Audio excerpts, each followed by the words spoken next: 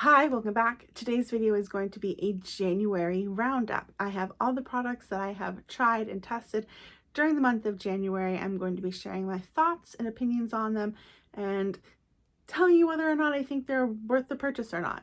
If that sounds like a good time to you, go ahead and settle in. If you're new here, welcome. My name is Holly and I create beauty, fashion, and self-care videos right here on YouTube. If that's your jam, consider subscribing because I'd love to have you in the family. But right now, we're just going to jump right into the video. If you've missed some of my last videos, I am doing a no-buy / low-buy for 2022. I realized I had a really huge collection and I wasn't utilizing it. So I don't have a ton of products here, and quite a few of them are products that I already had in my stash or things that were sent to me in the mail. So we're going to start with skincare and then we're going to finish with makeup. So I did get a Beauty Fix box, which is a subscription box from Dermstore, which is primarily skincare based. Sometimes it has makeup in it. I can do a review of that later. But one of the products that I received in my box was this Skin Medica HA5 serum. Now this is actually a product that my esthetician recommends, but I've never purchased it because it's very expensive. So it was just like lucky that I got it in my Dermstore box. So this serum has 5 different weights of hyaluronic acid, which is where the HA5 comes from.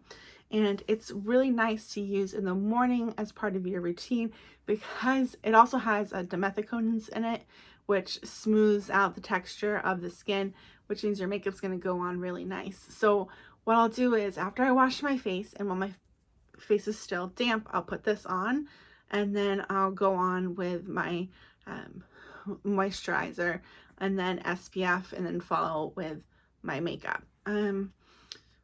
This has a very lightweight consistency. I'm gonna squirt out a little bit so that you can see it. What's really nice about it is that it's very hydrating, but it's not gonna leave your face feeling greasy because it's not like a thick moisturizer.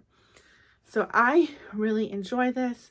The retail value for like a full size of this is like over $100. So I'm kind of on my quest to find a cheaper alternative for this because I really like it, but I can't have a product that's this expensive in my skincare routine, especially since I would go through it rather quickly using it every single morning. Sticking with the things that are expensive, this is another rather bougie skincare item and I absolutely love it. It is the SkinCeuticals Phytocorrective Gel. This is also a sample, which I received in my Beauty Fix box. I feel like the full size of this is a little bit more reasonable at like $78 for 1 ounce. What this does is it helps to counteract redness.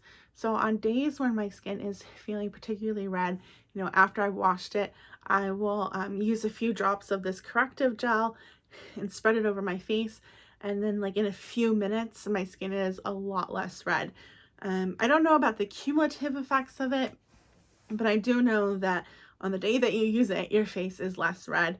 I haven't figured out how to work this with other skincare products. So often when I use this, I will wash my face, I'll use this, and then I'll apply a moisturizer. I haven't tried working any other serums into my routine when I'm using it.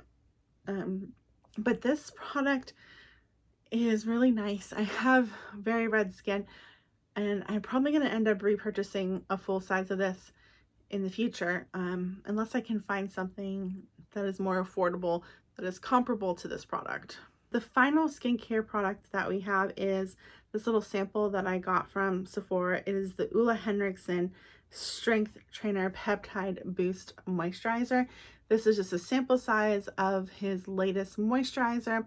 I have like a comprehensive review of Ole Henriksen that I can link in the cards, but I also have like a blog post. So I try all of his products.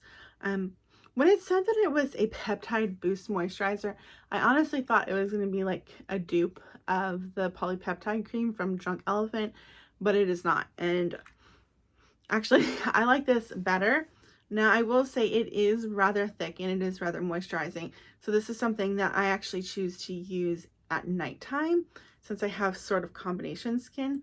If you have dry skin, you might like it, but I wish I could, I wish you could tell kind of like how it felt. It does have a little bit of a scent to it, but it's not bad. I really enjoy this, and it's really nice for sealing in your skincare at the end of your nighttime routine. So I highly suggest picking this up. And it's Ole Henriksen, so the price isn't like absurd or anything. So now we're moving on to makeup, and the first product that we're going to talk about is a foundation. It is the Synchro Skin Self-Refreshing Tint from Shiseido. I have it in the shade 125 Fair Astrid. Now this is their newest installment in their Synchro Skin line. There is a foundation which has kind of like a medium coverage. So when I saw that this was a tint and then it said it had like light to sheer coverage, I thought it would be a little bit more on the light side and less on the sheer side. However, I was wrong. This skin tint is extremely sheer. And it also has broad spectrum SPF in it. So it's also not like dewy or radiant. It's definitely a very like skin-like finish. It's not matte, but it's definitely not as radiant as I would like. The interesting thing is when I first put this on, I tried using a brush and I ended up having to use a ton of product. So I would suggest using your fingers with this. And then I tried setting it with like a dewy setting spray to kind of get like a dewy look. And then the second time I used it, I used it with the Glow Lust. This is in the shade Morganite. And actually, the Glow Lust has more coverage than this. So basically, I put this on, which kind of like blanked out my face while giving it some glow. And then I put this on, which just kind of gave me a skin-like cover. Honestly, I don't like this product. I don't like it at all. And I kind of wish I hadn't purchased it, just because it doesn't do enough. It doesn't do enough. There's not enough coverage. I don't like the finish because it's very natural finish. It's also rather expensive. I think I have other like skin tints that I prefer more than this one. So if you're thinking about purchasing this, just know that it is very sheer. The next two makeup products are actually drugstore products, which is really exciting because I don't tend to buy drugstore, but I know that a lot of you do. The first product is a blush. I had this in my stash, but I hadn't tried it yet. It is the Milani Cheek Kiss. I have it in the shade Nude Kiss. I'll show it to you right here. And it is like a balm texture. That is the color. What I like about this is that it is very easy to apply.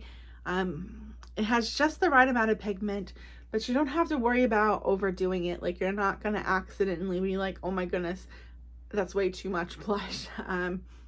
You can get that look, like if you're wanting to like pile it on, you can do that. But it's very beginner friendly, and I like that. And it comes in quite a few shades if this one isn't your thing. This is the kind of blush that I go for. So I love it, and I would recommend it, and it was extremely affordable. Okay, and the last product we're going to talk about is a lip product, and I don't actually have the exact product name, which I will have it when I link it, but it is this product from L'Oreal, and I have it in the shade 120, which is Rose Harmony. And I feel like I heard about this from State of Kate, but I'm not 110% positive. And I was worried that it was going to be like super matte and uncomfortable. However, this is a gloss. So I will show you the doe foot. This is what it looks like. It's really easy to apply. I'm wearing the color right now. What's interesting is that the swatch is not quite the same color as the tube. I will show you. So, I mean, I guess it's close, but this is the swatch. I like it. It's sheer. It's not sticky. It has a good amount of coverage, and also it's affordable. I think this might be a dupe for something else that I have in my collection, but you'll have to stay tuned to for that video, which will be in the future.